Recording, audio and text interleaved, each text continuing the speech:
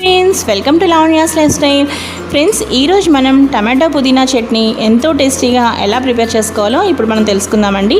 ఈ టమాటో పుదీనా పచ్చడి మనం చక్కగా ఇడ్లీ, దోశ, అలాగే వడ, ఊతప్పం వీటన్నిటిలో కూడా మనం తీసుకోవచ్చండి. ఇది మనకి నిలవ ఉంటుంది కూడా అనమాట, ఒక వారం రోజుల పాటు. చాలా మన ఇంట్లో ఉండే ఇంగ్రీడియంట్స్తోనే చేసుకోవచ్చు అనమాట. ఇప్పుడు మనం చూద్దామండి. చూసారు కదా, టమాటోస్, అలాగే పుదీనా, అలాగే పచ్చిమిరపకాయలు, కొంచెం పండువి ఉన్నా కూడా మీరు వేసుకోవచ్చు అనమాట. ఈ విధంగా నేను తీసుకున్నాను అనమాట. ఇప్పుడు ఏం చేయాలి అంటే, ఫస్ట్ మనం ఈ విధంగా ఏదైనా ఒక ఫ్రైయింగ్ ప్యాన్ పెట్టుకోవాలి.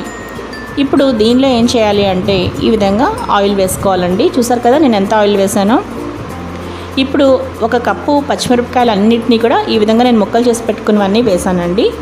నెక్స్ట్ ఏం చేస్తున్నాను అంటే, చూసారు కదా ఒక పెద్ద బౌల్ నిండా మీరు టమాటా ముక్కలు చూసారు కదా, ఇప్పుడు అవి కూడా వేస్తున్నాను. అలాగే పుదీనా కూడా ఒక కప్పు తీసుకున్నాను కదా, అది కూడా వేసాను. మీకు ఇంకా కొంచెం ఎక్స్ట్రా ఫ్లేవర్ పుదీనాది ఇష్టమైతే వేసుకోవచ్చు, ఇంకా ఎక్కువ కూడా. చూసారు కదా, నేనైతే ఈ విధంగా టమాటో పుదీనా చట్నీ కాబట్టి కొంచెం టమాటోస్ నేను ఎక్కువగా తీసుకుని పుదీనా వన్ కప్ చిన్నది తీసుకున్నాను అనమాట. అదే సేమ్ కప్పుతోటి పచ్చిమిరపకాయలు, అది కూడా మీరు కారం బట్టి ఇంకా ఎక్కువ కూడా మీరు వేసుకోవచ్చు.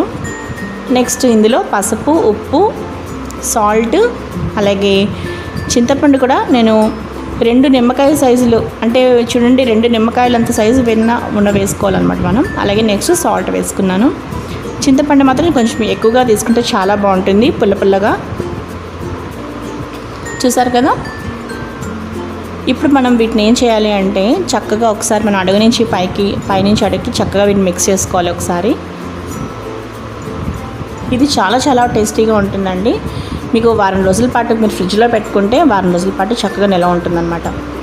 కానీ మీరు ఏం చేయాలి అంటే, చాలా ఉడకబెట్టడం విధానం బట్టి మనకి అది నిల్వ అనేది ఉంటుందన్నమాట. మీరు ఏదో కొంచెం మగ్గబెట్టేసి మీరు తీసి ఫ్రిడ్జ్లో పెట్టేస్తే మీకు ఒక 3 రోజులు అంతవరకే ఉంటుంది. కొంచెం చాలా చక్కగా ఎక్కువగా ఇలా విధంగా మగ్గబెట్టుకొని చేసుకుంటే 1 వీక్ వరకు ఉంటుంది. ఇన్స్టెంట్గా మనం ఏదైనా చట్నీ ప్రిపేర్ చేయలేకపోయినా అప్పటికప్పుడు మనకి టిఫిన్స్లో దీన్ని సర్వ్ చేసుకోవచ్చు అనమాట. చాలా చాలా బాగుంటుంది ఇది. చూసారు కదా, ఒక ప్లేట్ నేను దీని మీద పెట్టి ఈ విధంగా చక్కగా మగ్గించాను. టమాటోస్ చాలా బాగా మగ్గాయి. చింతపండు జ్యూస్ కూడా మనకి బాగా వచ్చింది. చూసారు కదా, టమాటో రసం బాగా పట్టింది అన్నిటికీ. పుదీనా కూడా మనకి చాలా బాగా మగ్గిపోయింది, అసలు ఎక్కడ కనిపించకుండా. చూసారా, గ్రీన్ చిల్లీస్ కూడా చాలా బాగా మనకి ఉడికిపోయాయి అనమాట. కానీ ఇది ఇలా ఉంటుండగా మనం మిక్సీ పట్టమండి, ఇంకా దీన్ని చాలా మనం గట్టిగా తయారు చేయాలన్నమాట. దీన్ని ఏం చేయాలంటే, చాలా మనకి దగ్గర పడిపోవాలి పూర్తిగా. ఇంకా మరి కాసేపు మూత పెట్టుకుని మగ్గించుకోండి. నెక్స్ట్ మళ్ళీ ఒకసారి బాగా కలుపుకోవాలన్నమాట. ఈ ప్రొసీజర్లో మీరు మొత్తం చేసుకోవాలి. చూసారు కదా, టమాటా మనకి చాలా మంచిగా స్మూత్గా బాగా ఈ విధంగా ఉడికిపోవాలన్నమాట. ఎక్కడ కనిపించకూడదు, మనకి మొక్క కనిపించకుండా మొత్తం మగ్గిపోవాలి. అప్పుడు లాస్ట్లో ఏం చేయాలంటే, గార్లిక్ క్లోవ్స్ తీసుకున్నానండి. ఒక పెద్దవి 2 వెల్లుల్లిపాయలు తీసుకున్నాను అనమాట. తీసుకుని వాటిని కూడా ఒలిచి ఈ విధంగా వేసేసాను. లాస్ట్లో వేసాను, మరీ వాటిని ఎక్కువ ఉడికిపోతే మనకి ఆ ఫ్లేవర్ తెలియదు, అందువల్ల నేను లాస్ట్లో వేసి. చూసారు కదా, మనకి ఈ కన్సిస్టెన్సీ రావాలి.